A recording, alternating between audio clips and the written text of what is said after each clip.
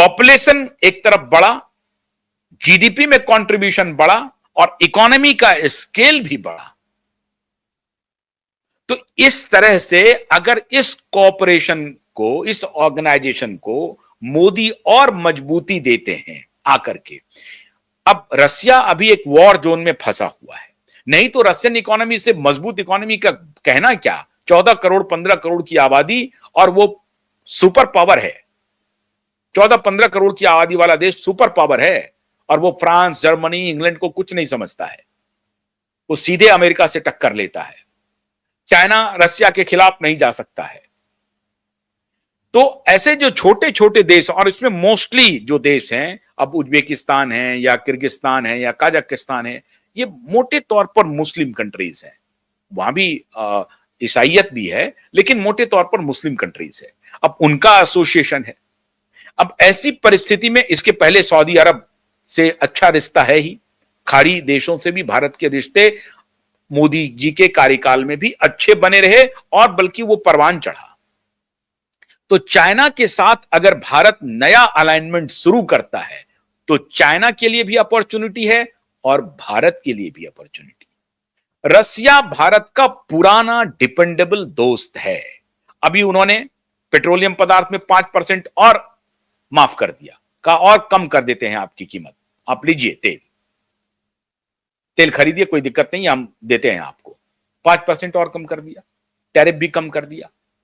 तो ये और इंपैक्ट अच्छा हुआ और भारत को फायदा हो रहा है। तो अगर भारत, चीन, रसिया और जापान, ये 4 बड़ी अर्थव्यवस्था है, ये छोटी अर्थव्यवस्था नहीं है और ये कौड़ी के देश नहीं है। ये आर्थिक रूप से भी सक्षम है, सामरिक रूप से भी सक्षम है और अगर इन देशों का रीअलाइनमेंट हो रहा है और नया अलाइनमेंट हो रहा है तो रेस्ट ऑफ द वर्ल्ड के लिए उनके माथे पर पेशानी के बल दिखने लगेंगे और ट्रंप को आज के बाद नींद नहीं आएगी, क्योंकि ट्रंप से वो, पुतिन से वो मीटिंग कर चुके हैं, कुछ नहीं हुआ उस मीटिंग का। अलास्का में मुलाकात हुई, कुछ नहीं हुआ। उसके बाद वो बुलाए, पूरे यूरोपियन यूनियन को बुलाए और यूक्रेन के जेलेंस्की को भी बुलाए। क्या हुआ नतीजा? कुछ भी नहीं हुआ। युद्ध में कोई विराम नहीं है। अब वो कह रहा है कि भैया ये दोनों ही आप अपना तय करेंगे। तो उनको नोबेल पुरस्कार की जो इच्छा है वो नहीं पूरी हो पा रही है उनकी। बड़ी हास्यास्पद स्थिति है ट्रंप के लिए। और ट्रंप को कौन सलाह दे रहा है कि ट्रंप खुद, जो भारत के साथ इनकी इतनी अच्छी दोस्ती थी, ट्रंप को आखिर कौन सलाह दे रहा है? वहां भी ट्रंप को घेर रहा है और ट्रंप शायद वे समझ नहीं पा रहे हैं कि ट्रंप उस चक्र में फंस जाएंगे। ट्रंप की यह डिप्लोमेसी ठीक नहीं है, कम से कम भारत के रेफरेंस में। भारत से तो गलती हुई थी पिछले डिस्पेंसेशन में, ये मैंने बार बार कहा है, आज मैं फिर उसका जिक्र करना नहीं चाहता, लेकिन अब भारत अपनी गलती को दुरुस्त कर रहा है। और ये जो 3 बड़ी आर्थिक शक्तियां हैं एशिया की, उनके साथ अगर भारत ने अपना अच्छा एसोसिएशन, आर्थिक संबंध बना लिए, भारत को चिंता करने की जरूरत नहीं है। भारत अपने डिफेंस पर भी अब डिपेंडेबल होने की स्थिति में नहीं है और बड़ी तेजी से सेल्फ डिफेंस को बढ़ाने के लिए डिफेंस इंफ्रास्ट्रक्चर में जबरदस्त निवेश कर रहा है भारत।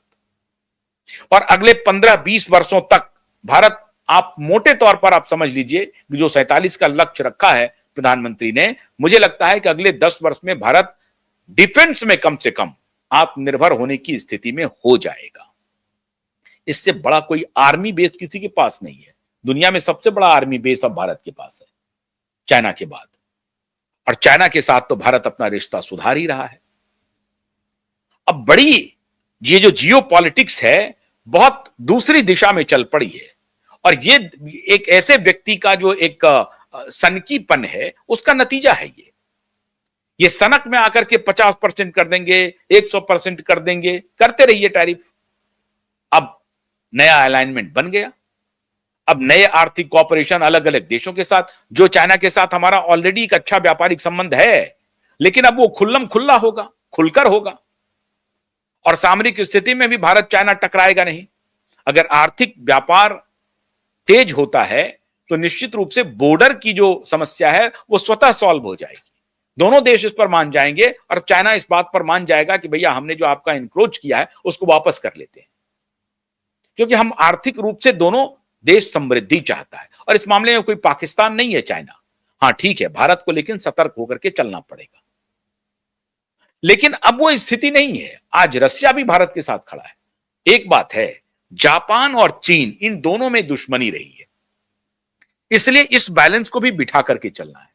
आज जापान और चीन कोई दुश्मनी लेकर के नहीं बैठा हुआ है, लेकिन कालांतर में दुश्मनी रही है। तो भारत को यह संबंध बहुत डेलिकेट तरीके से अपने को बीच में तैयार करना पड़ेगा, जहां जापान से भी रिश्ते अच्छे रहें और चाइना से भी रिश्ते अच्छे रहें। रशिया से हमारा रिश्ता अच्छा है ही और अच्छा बनेगा, और यह शंघाई कोऑपरेशन में भारत को एक नया बाजार मिलेगा। उज्बेकिस्तान भी मिलेगा, कजाकिस्तान भी मिलेगा, किर्गिस्तान भी मिलेगा। ये सारे देश भारत को एक नए बाजार के रूप में मिलेंगे। अब ये और बात है कि उन देशों की आर्थिक स्थिति इतनी है कि नहीं कि भारत से इंपोर्ट कर सके और भारत के लिए एक बहुत बड़ा व्यापारिक पार्टनर बन सके। लेकिन जापान की है, रूस की है, चीन की है, परस्पर हम लोग आपस में कर सकते हैं। लेकिन देखना पड़ेगा कि आर्थिक हित में कहीं चाइनीज फायदा लेकर के ना चले जाए। इसमें एक ही देश है जिसके ऊपर आप आंख मूंद करके भरोसा नहीं कर सकते हैं। अपने आंख और दिमाग दोनों को खोल के रखना पड़ेगा। आज चाइना एक बेस्ट बार्गेनर भी है, लेकिन मोदी भी ऐसा नहीं है कि सब कुछ रेड कारपेट कर देगा उनके लिए। तो ये बात जो मोदी ने किया, उससे एक बात मान के चलिए, ट्रंप की खाट खड़ी हो गई, अमेरिका की खाट खड़ी हो गई। अब अमेरिका जाएं फ्रांस और यूरोपियन कंट्रीज के साथ और इंग्लैंड के साथ, उनके साथ भी कोई भारत के बहुत खराब रिश्ते नहीं है। फ्रांस के साथ भी ठीक रिश्ते चल रहे हैं, जर्मनी के साथ भी ठीक रिश्ते चल रहे हैं। इंग्लैंड जो पिछलग्गू रहता है उसको भी अभी कवर में रखा हुआ है। तो अमेरिका को ये आंख दिखानी बहुत जरूरी थी। मोदी ने वो आंख दिखा दिया और मोदी की इसके लिए आपको तारीफ करनी चाहिए। एक बात और, बड़े लंबे समय से जो चल रहा था, अभी 75 के हो जाएंगे, मोदी रिटायर करने वाले हैं, ये है वो है, सब पर कल मोहन भागवत जी ने विराम लगा दिया। कहा न टायर्ड है न रिटायर्ड है। इस पर मैं अलग से वीडियो बनाऊंगा, इसलिए खलबली अलग मची हुई है। तो मोदी ने अमेरिका की खाट खड़ी कर दी और नया रीअलाइनमेंट चाइना, जापान, रसिया और एससीओ के बाकी जो सदस्य देश हैं उनके साथ जो भारत का हो रहा है, भारत का भविष्य बहुत ही उज्जवल और स्वर्णिम है। बहुत बहुत शुक्रिया। नमस्कार।